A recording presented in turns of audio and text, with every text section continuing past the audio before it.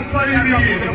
ويا جيش باكستان أسود الجبال ومحبي الإسلام، هلم إلى مسرى نبيكم وأولى الفتنتين.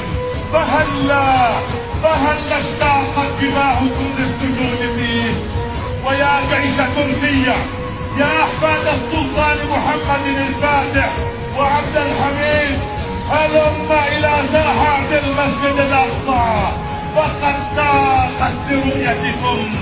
ويا جيش الجزائر، عشاق الشهادة وفلسطين، هلم إلى أهلكم في فلسطين فإنهم يستصرخونكم. ويا جيش إندونيسيا وإيران والحجاز وباقي بلاد المسلمين، هنا القدس، هنا مسرى نبيكم، هنا أجساد أجدادكم من الصحابة العظام، هنا أرضكم المباركة، هلم فحرروها وطهروها.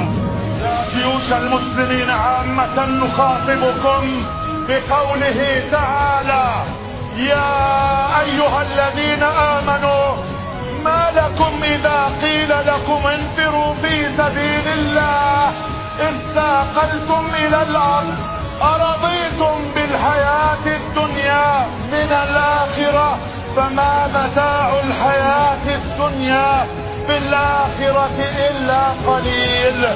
إلا تنفروا يعذبكم عذابا أليما ويستبدل قوما غيركم ولا تضروه شيئا والله على كل شيء قدير.